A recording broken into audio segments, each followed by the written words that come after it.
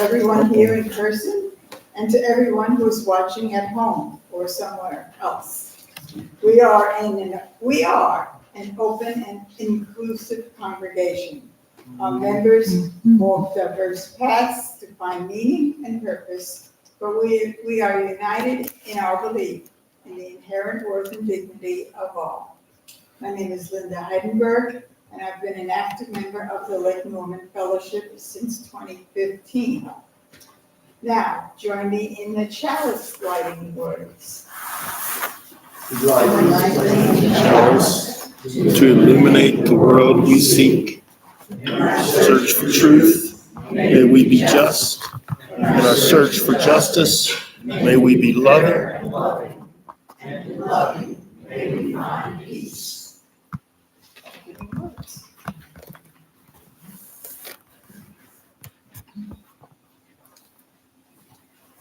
I want to say again that Doug Wall and Pat Wall donated this sound system because we have people in the congregation who are hearing impaired. And I'm not going to look at anybody. I'm going to look up at the ceiling. But if you don't use this microphone, there are probably people who can't hear you. Can I get an amen? Amen. What'd you say?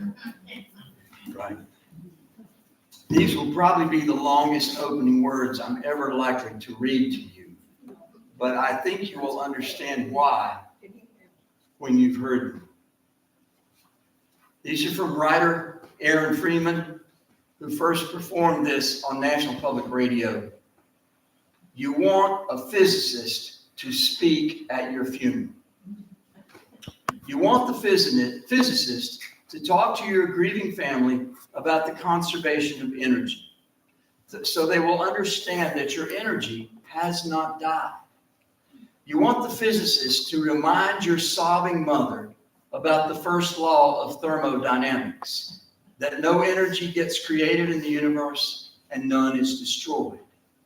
You want your mother to know that all your energy, every vibration, Pamela, is still around. Every BTU of heat, every wave of every particle that was her beloved child remains with her in this world. You want the physicist to tell your weeping father that amid energies of the cosmos, you gave as good as you got.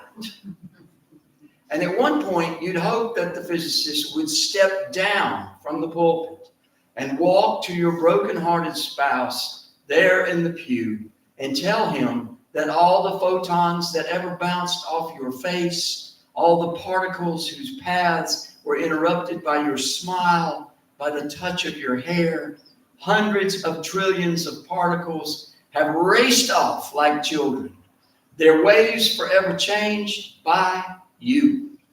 And as your widow rocks in the arms of a loving family, may the physicist let her know that all the photons that bounced from you were gathered in the particle detectors that are her eyes, that those photons created within her constellations of electromagnetically charged neurons whose energy will go on forever.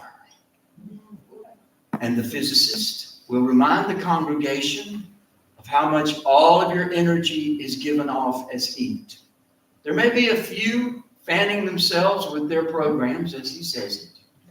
And he will tell them that the warmth that flowed through you in life is still here, still part of all that we are, even as we who mourn continue the heat of our lives. And you'll want the physicist to explain to those who loved you that they need not have faith. Indeed, they should not have faith.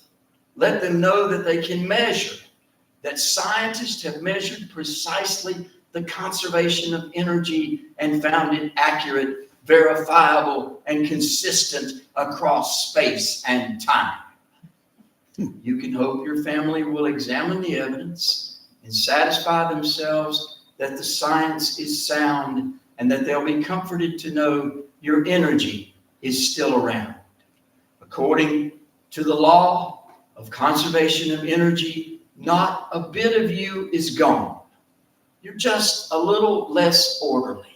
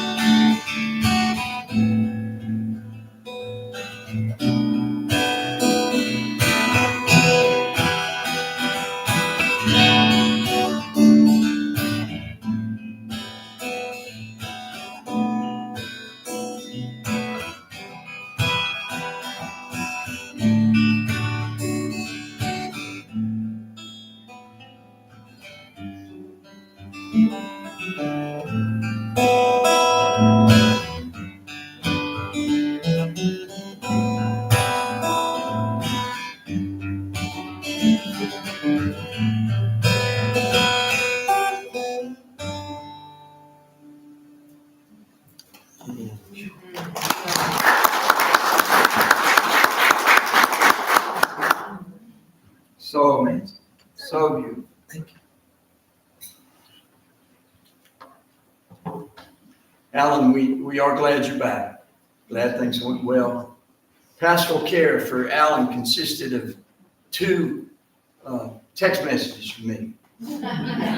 I text him, how's it going? And then I texted him again, how's it going? So you were pretty overwhelmed by that, weren't you? Tender to the heart. It's hard to stay up with all that. Yeah. Stephanie Andreasen is not here today because she's working on a lot of paperwork that she's got to go through. She's applying for disability, and she may have to have knee replacements. And I told her that we have had so many knee replacements in this congregation that we're thinking about organizing a 12-step group. And it would be because the first 11 steps are a little tough. The pain of death is immeasurable. The other day I was researching an article I hope to write about a dearly departed friend. Imagine my shock when I opened the website of a local funeral home and discovered that a 30-year-old woman had died in the preceding couple of days. And just before her obit was an obit for a 15-year-old girl. Imagine that pain. Imagine the pain going through those families. The deaths of young people are not as rare as we would hope, but the death of even one is startling enough to throw all of our assumptions into stark relief. As remarkable as it will sound, as I was writing those words, news came of another death of another young man. And I was able to be with that family as they grieved. He was 34 years old. The pain of this kind of loss is immeasurable, but no loss is easy. When our mother passed at 94, my brother and I were ready, as were other members of our family and friends. We put on a lovely memorial service, and her congregational family threw a meal for everybody, which was super. It almost had the feel of a routine, but it was not routine. There was nothing routine about it. It was still an immeasurable loss, a precious moment when 94 years of working very hard to live up to the standards of her parents and her extended family and her community had proved a task she could complete with style and grace and humor. She could be so funny.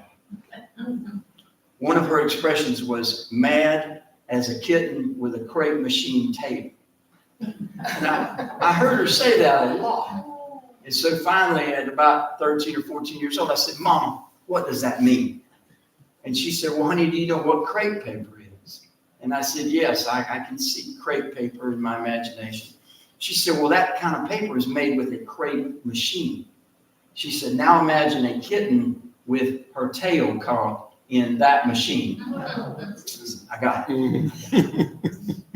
She had planned her memorial service, the cremation of her remains, and left a will stipulating that part of her estate was to be shared for the maintenance and continued ministry of Mount Hebron United Methodist Church.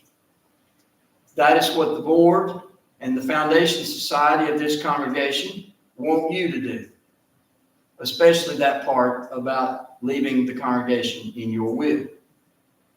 I'll say that again a few more times before we're done, just so it'll get in. But now, we have no attachment to your actually doing that, to your actually putting the congregation in your will. We're not attached to you actually doing it. Our job is to ask. Your job is to say yes or no. Got it? We're gonna go back there, don't worry. One of the basic tenets I learned in my years as a salesman, and I have been a salesman for lots of my life. One of the things I learned is that the best salesman in the world can't sell somebody who doesn't want to buy. And the worst salesman in the world can't keep somebody from buying if they're determined to buy. I played both of those roles in my career at different times. I was able to pay the mortgage and leave a little something for the grocery store. The bulk of this message is supposed to be about listing toward that last list. And I learned something about that list from an old Indian named Wooden Leg. He was a Cheyenne warrior who fought at Little Bighorn. He said this about preparing for death. He said, the idea of full dress for preparation for a battle comes not from a belief that it will add to the fighting ability. The preparation is for death, in case that should be the result of the battle. Every Indian wants to look his best when he goes to meet the Great Spirit. So the dressing up is done whether in imminent danger, in an upcoming battle, or sickness or injury in a time of peace. I would simply add to that quote from Wooden Leg that looking your best has as much to do with making a good list as it does with wearing nice clothes and having a decent haircut. I've dealt with many families living with the loss of a loved one. There is enough emotion to float a boat. One of the best emotions is the gratitude they feel to have written instructions. This is what I want done from the dearly departed. Written instructions. There are so many stories, I will not linger here. But make a list. Ask for a Saturday service because people need to fly in on Friday and they need to fly back out on Sunday. I was with one family who debated this ad nauseum until they finally looked at the list. And the dearly departed said, I want a service on Saturday so people can fly in on Friday and fly back out on Sunday. Deed done. Most of you know that Dixieland bands often walk slowly into cemeteries in New Orleans. then pick up the tempo and virtually dance their way out. When we did a graveside service for Ruby Arledge, a Dixieland band was on hand to dance us back up the hill to the reception at the fellowship hall. Nice touch. Make that list. A bequest from your will, no matter how small, will assure a lasting impact on this congregation for years to come. But make that list regardless of whether you put the Unitarians of Lake Norman in your will or not. What special friends need to be called? Who can help? Do you want to write your eulogy and have somebody read it? Modesty is not required. Write your obituary. Again, no need for modesty. After all, you only die once, assuming reincarnation is not in the cards. Even if you do reincarnate, it will be with a different body, a different name, and a different picture on your driver's license. So go ahead and write your obituary and spend the rest of your life living up to it. There is a lot about this presentation that is painfully obvious to the most casual observer, but some of it you may not have thought about. Twain said the only way to prepare for death is to have lived life to the fullest. Remember the old beer commercial? Go for all the gusto. And do include this congregation in your will and become a member of our foundation society. There is something very special about a Unitarian Universalist congregation. And if you don't believe it, I would draw your attention back to Pamela standing right there at that microphone. When she thought about the best thing in her life, she thought of all of you. We do not come here on Sundays believing we have all the answers. Andy Smith even encouraged us to question the answers we already have. Such an approach to the ultimate questions of life affects all the other questions of life. I have used the wisdom of Charlotte's Carolina Israelite many times.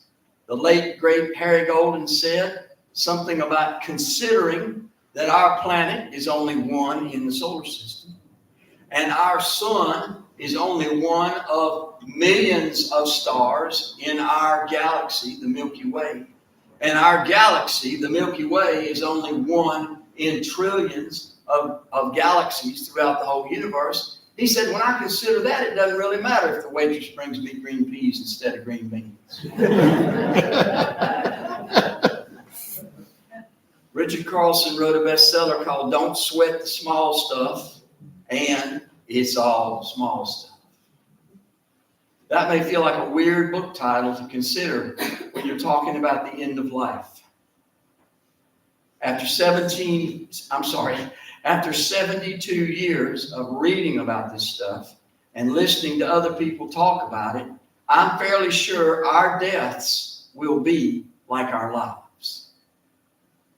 We will die as we have lived.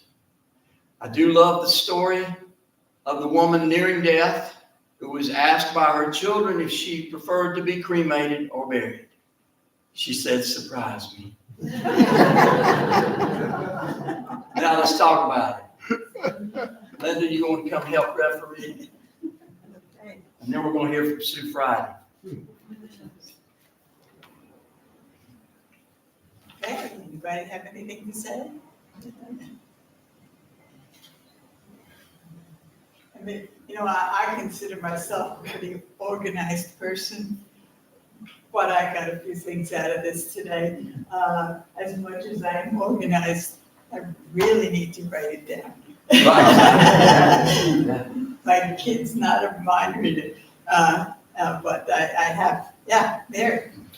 Come on up. You got to go back on microphones. Here comes Carol. She can do it. Yes. I'm back. So thank you. And many of you may have known, my mother did exactly that. She wrote her own eulogy, which I only needed to change one or two words of. One of the little phrases was that she wanted to be buried in her nasty woman t-shirt. And so I changed that she was going to leave that for her daughter who might need it. But she did everything right down to the T. She wrote her own obituary, which I did need to embellish a little bit because she was too modest. But she left everything on the dining room table the day she died, knowing that she wasn't going to be here long, including where everything was. If you had not created a trust, I didn't know all of the benefits of all of that until I was the beneficiary of many of her things, and it was so smooth. I mean, everything. So it is one of the greatest gifts you can give to your loved ones, is really creating all of that, because they're going to be mourning a lot. And if you can make it easier, do it. Good point. Carol's mother also asked that I tell the story of the 3 bears in my Italian accent at her memorial service, which I did. Right. Of course. Having come to this earth from much older parents, I started going to funerals when I was 4 and didn't know but one grandmother. But the point being that the aunts and uncles and all of my family now are departed. And most of y'all have helped with folks that have passed and clearing out houses and so forth. So I would just encourage you to downsize when you can, so you won't leave that to someone else. For those treasured items, all of mine are dated and who gave it, and knowing that the niece and nephew might want it and need the story. But primarily, write it down. And there are books you can get inexpensively, and you just write it down. My dad did that. He passed when I was 16, and he had everything written down for Mom. She did it for me. And the horror, I don't want to clean out any more people's homes. Just don't want to do it. So, yes, what has been said is just real, but I know that for many, it's real hard to do. But just, if you do have children, I don't, but just think of them and let them suffer less by not having all this stuff to get rid of. Yes, and you can go to a lawyer, you can do other things. Our will's been changed probably 3 times. So you do need to update it if possible. I just can't say enough about that, but I'm not going to say it Good now. point. Good point. I'm gonna layer on after Mary. Oh my goodness, the crowd's coming up. So another modern way of doing it is with something like Dropbox or Google Drive, where you put your documents in there. And my attorney's here in town, but my one descendant is my son in Baltimore. He wouldn't have access to that book that Mary's referring to. And if Denise and I happen to be in an accident, the family doesn't have access to anything. So my attorney and my son have access to a shared drive on the computer with some instructions. They're really outdated, Mary. The other thing was, it could happen at any time. We all have to keep telling ourselves, we gotta get this done yesterday. It could happen at any time to any one of us. Take care. Thank you, Tim.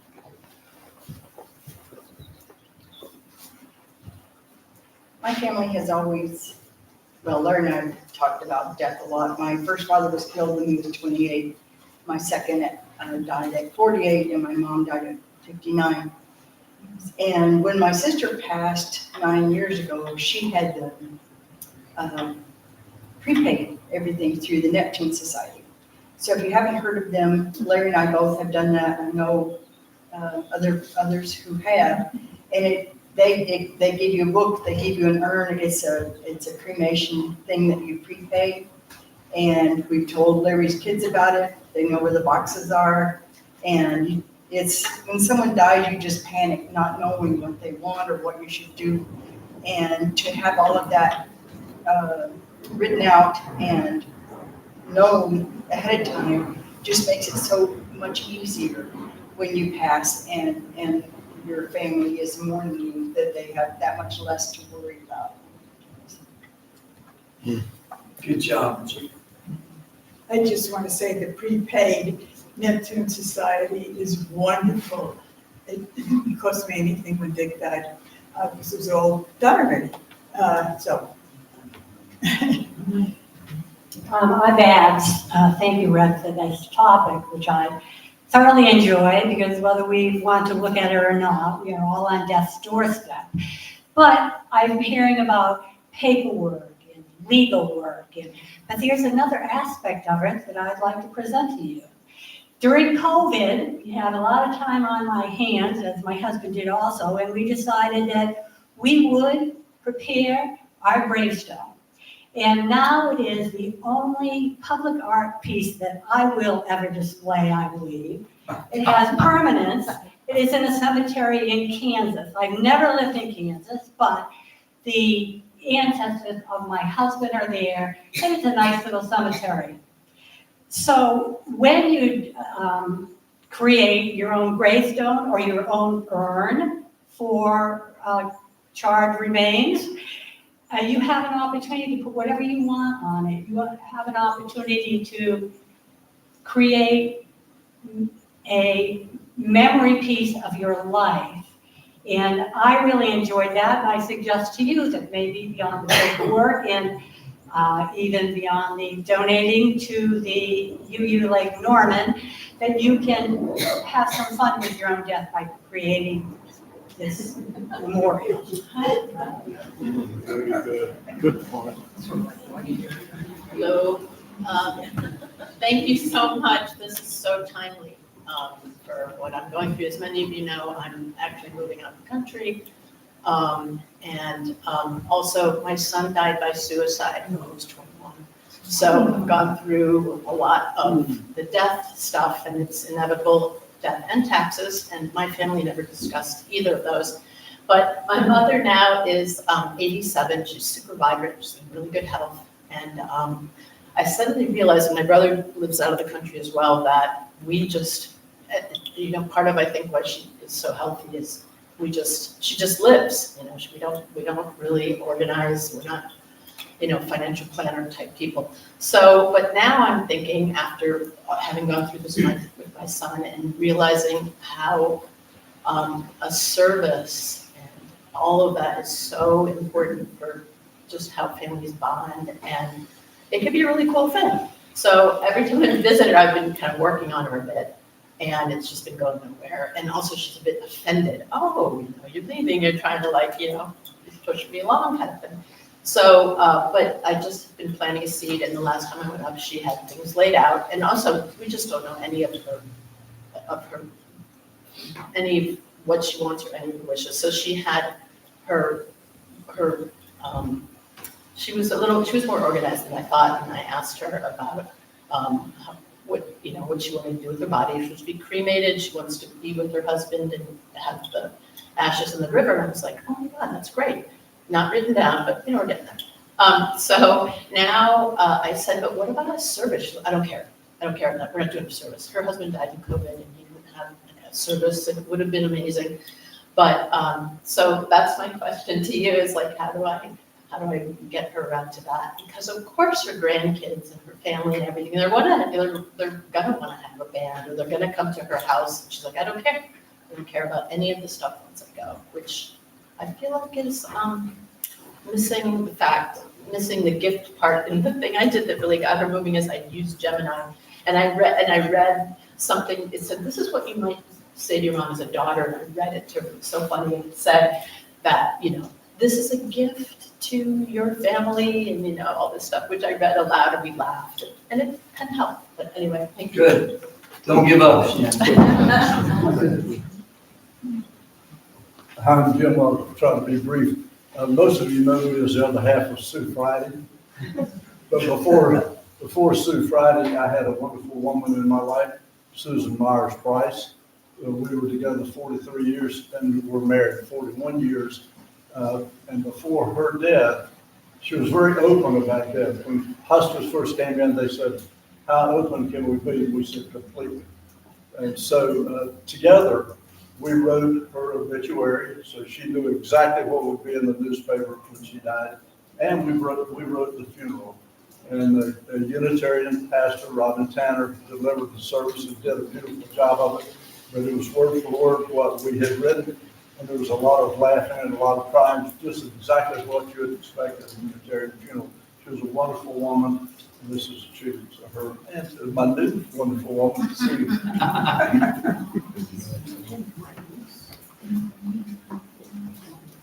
I think this is really important and nice to get all of this together, but I also am thinking when you were saying other things to think about, and that really is the relationships that you have, and are you nurturing those?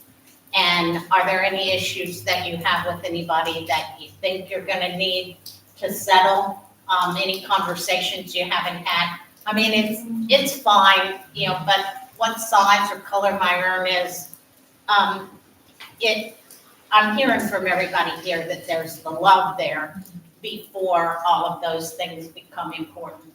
So, yeah, do that stuff, but do the people stuff too. And the other side that I would say about this, and this will bring in the auction. I know Patty's in here and Doug particularly is in here.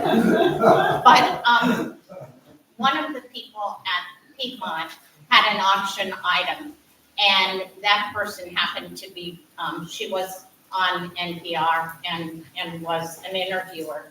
And she sold a service, and we bought it for my sister, who has the hip problem here and bringing it all together. And their 50th anniversary, Krista came and interviewed them and then spliced together the interviews of the questions that she had for them and created a wonderful tribute for my sister's boys, for them to hear their parents talking about their early relationship and those kinds of things. And if somebody, wanted to do that, I think it would be a wonderful thing to offer in the auction.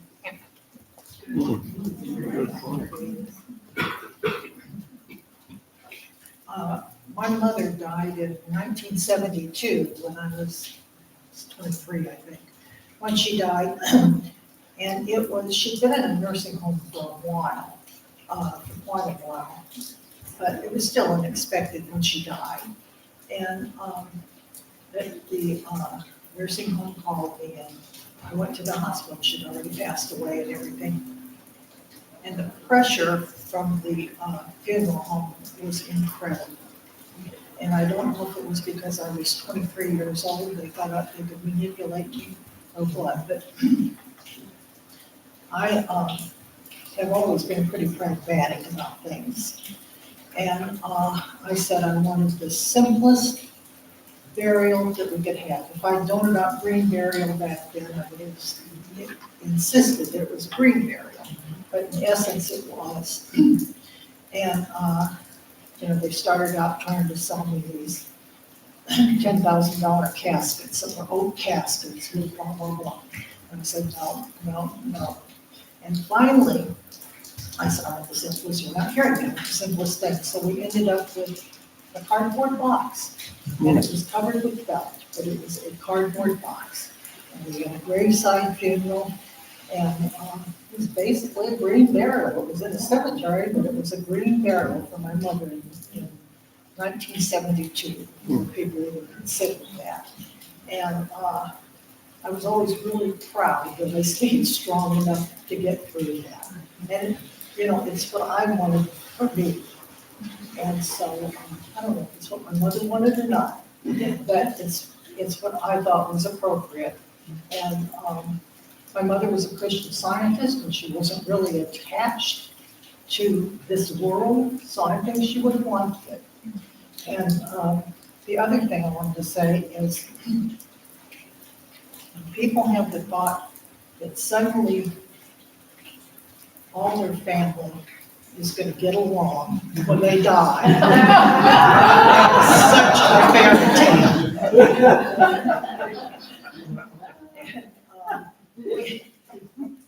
Alan and I had the experience when his parents passed away. They passed away just a few months from each other. His dad was 103 and his mother was 96. So they had a wonderful life. But they had really never done anything to promote the two brothers getting along. It was just the two of them. And it was hell trying to clean stuff out and divide things. And of course, nobody wanted the same results.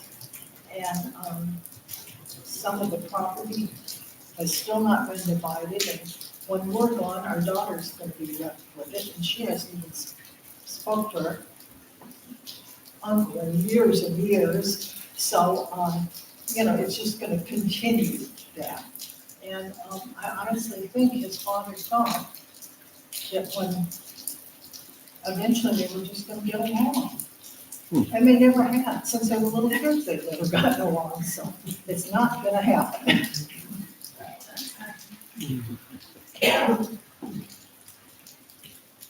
I just want to mention that in Huntersville, James Funeral Home offer also prepaid burial, and Ellen and I were convinced when the film club showed a Japanese film about death and death rituals in Japan, and the speaker who was invited was Mr. James, and he talked with such passion about his job. You could feel that it was not a business for him, with such passion and respect about burial that we were totally fascinated, and we asked about, prepaid burial with them, and will be cremated. But I just wanted to mention that. And also, before our parents and grandparents died, we need to ask them about their lives. I could just hit myself on the head for all the questions I did not ask my parents. They had amazing lives. My mom was born in Vietnam. She was imprisoned in her own home in Vietnam during the World War II. My dad served in India during World War II, and we had incredible lives. I never asked questions. So we need to think about that. Thank you.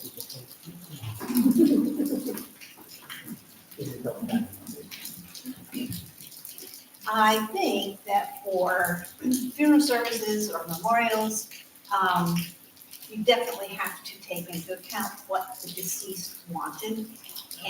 But I also think you need to think about, it's for the living. These services are for the living. And if that means it's going to make us feel good to do what mom or dad or whoever wanted, then you do that. And of course, you need to honor that as well, even if you don't necessarily agree. But also, what will make it feel good to the family? What kind of celebration of life will you have that will allow people to grieve and connect and all that? So it's just another aspect of it. I don't think it's always all about the deceased. I think that's important, but it's also about the living. Good job. So the part of Pat's service that struck me most related to two losses that I have had is the fact that energy continues. And if you have ever been with somebody when they died, you can watch the energy leave their body. I mean, it's like it is startling, the difference in the person, almost instantly. I have two examples. When my sister died, I was the one, and in both cases, I was the one that had to tell the doctor, yes, we're going to do this. And so when my sister died, it was horrible, and we felt such a loss.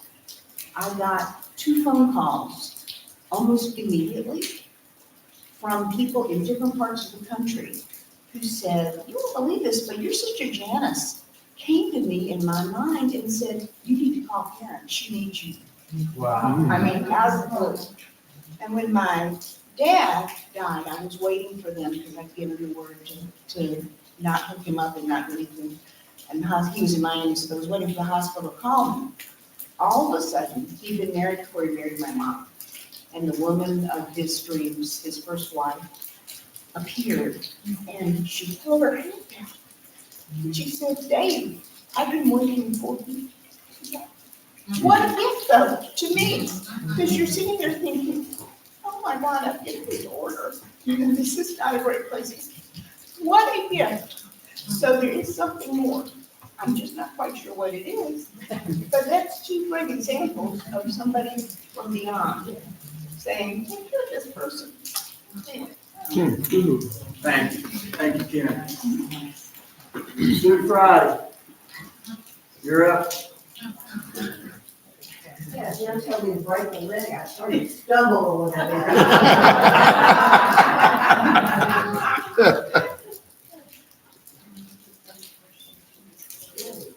I've written this down because I was told I have 3 to 5 minutes and I have trouble with that. But anyway, I do love this fellowship.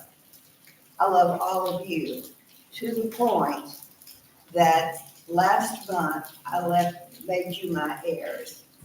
Oh. But don't spend the money yet because I'm also very healthy. So.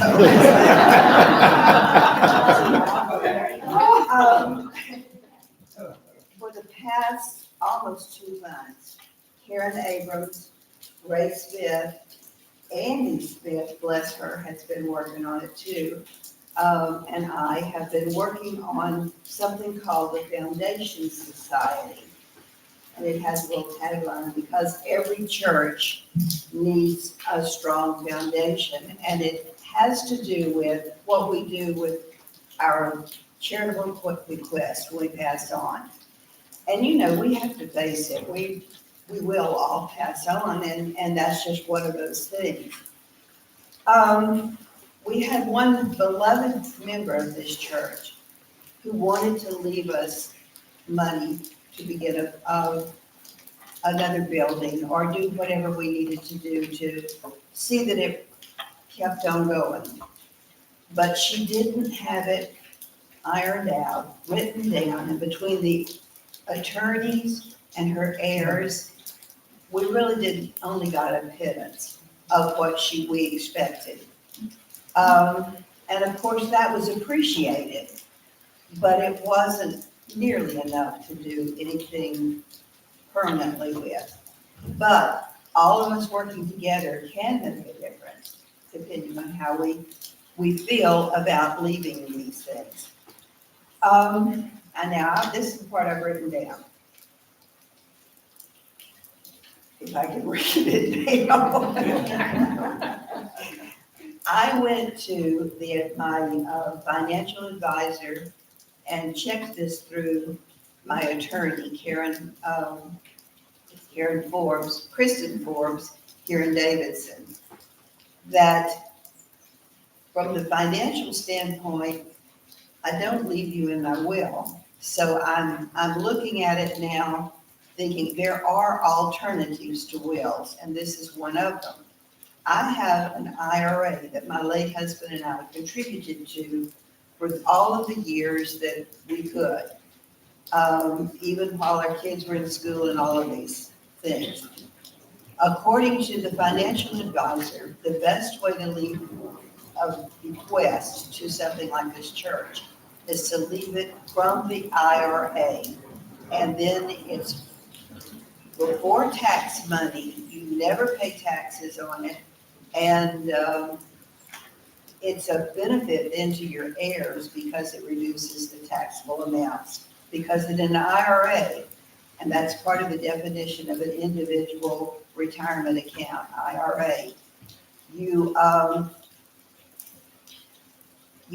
don't pay taxes when you put it in, but you do pay taxes when you take it out. So this reduces the taxable amount. So on their advice, that's what I have done. And the thing that I would emphasize to you is how simple it was. I thought I was gonna need to redo my will. I thought I was gonna need to add a codicil to the will I have, something like that, that would entail, going to the attorney, paying out more money, which I've done on wills so many times. This was, of course, my advisor didn't charge me. It was one page, and it listed my account number at Raymond James. It listed the church, and it's the name, the full name.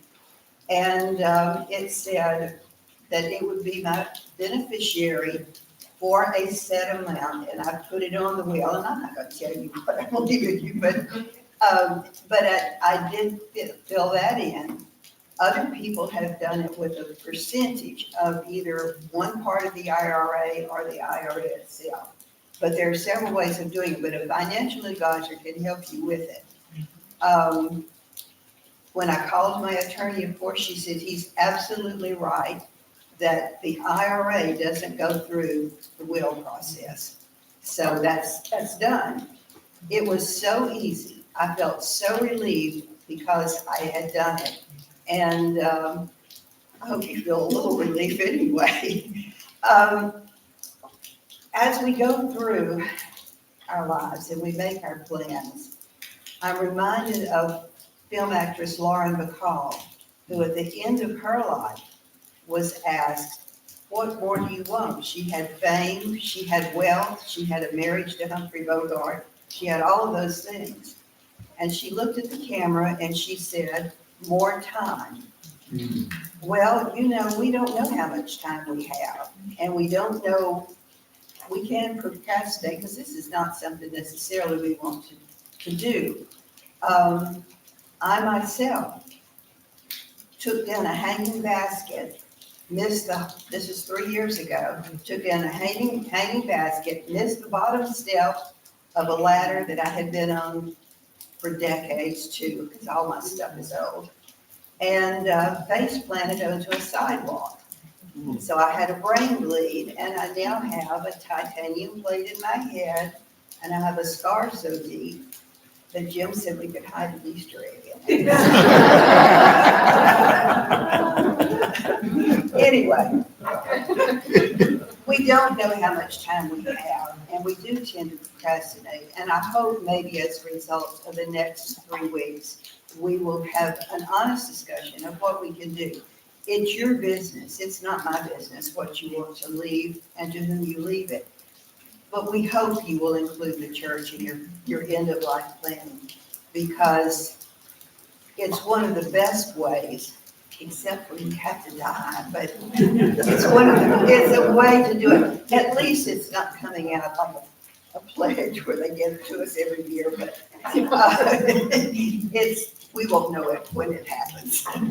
So anyway, I hope you'll be with us these next several weeks. Karen will be speaking next time, right, Karen? And then Ray, and Andy will be off on her trip, so we'll be fine. But thank you so much.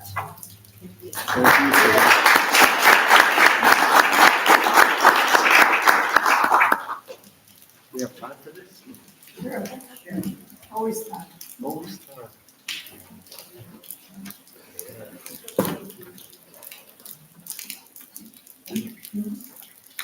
Yeah, speaking of end of life, the wet sidewalks make me a little nervous. I also have a titanium plate. We need somebody on either side of you as you go out. I wrote this, my brother passed about 5 years ago in a sudden accident. His trees with his headphones on, and lid just fell and killed him. I decided to take the time to go with it. He said that, mourn endlessly, because I know that he would want me to mourn endlessly. More than some, but I wrote this song for a celebration of life.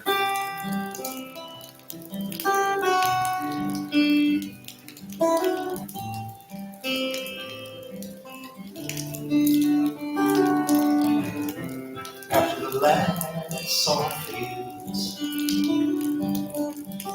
over the long cascade, sad refrain. Into the morning rain, still the new sun rises. The winding road leads you on over the new horizon. Yesterday's long gone.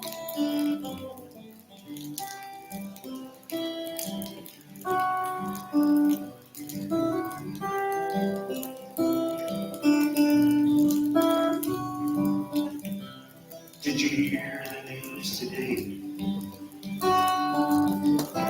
Did the ground begin to sway? All of the hurt, all of the pain, into the driving rain. Still the new sun rises. Over the hills you go. Brush away the last cruel glow. Under the weeping willow. And on the clouds roll on. The page will dry. The page is rising over the long cascade. Only a sad refrain into the driving rain. Into the world again. Still the new sun rises. The winding road leads you on over the new horizon now. Yesterday's long gone.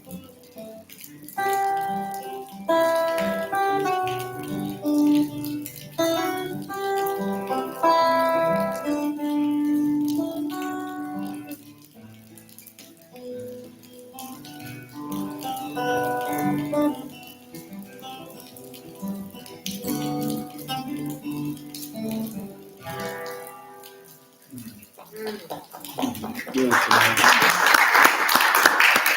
the last long cascade. Thank you, Mike. Always beautiful, your music. This fellowship is important to us. Okay.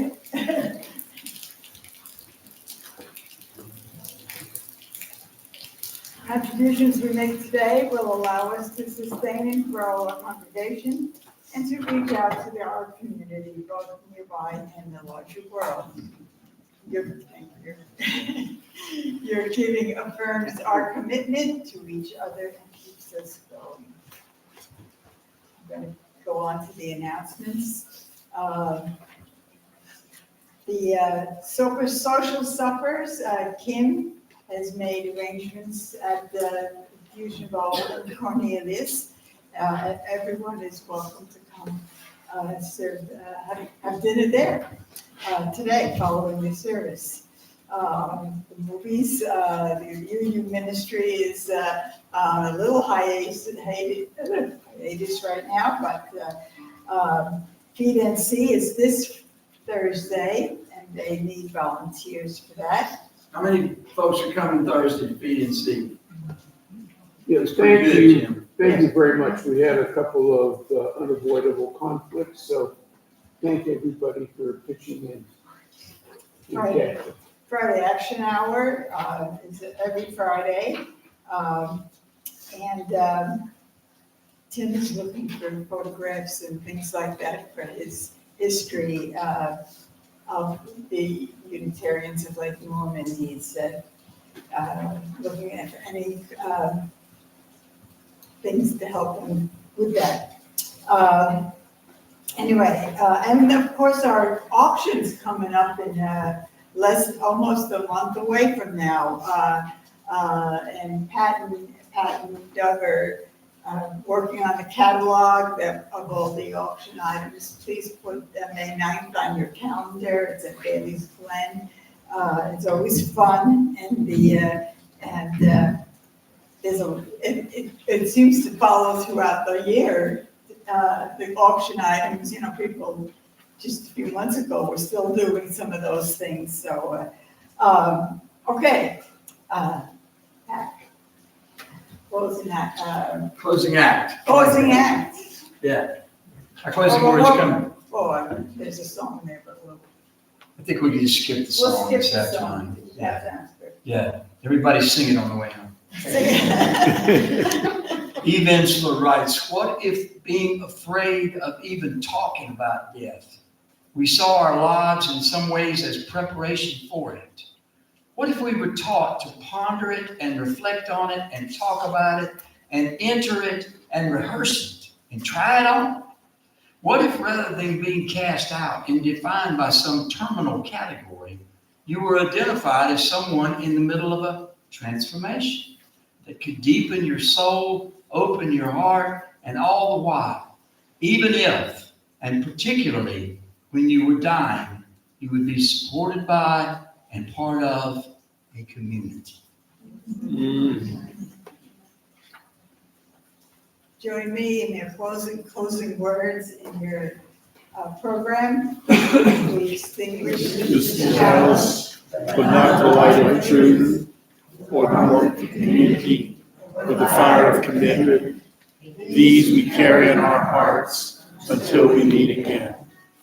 Amen.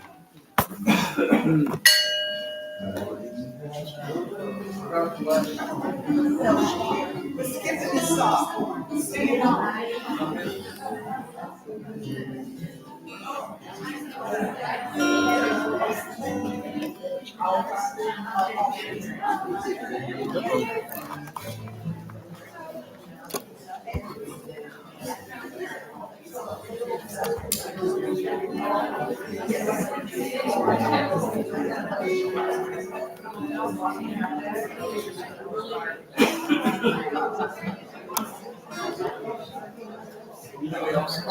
Did you have to do anything special to? Yeah, I had to turn the thing around because it just like you said. Yeah. Yeah, because I didn't do that. We were on the on this camera here, so I just turned the thing around and. Did you run it off that camera? Yeah. Today?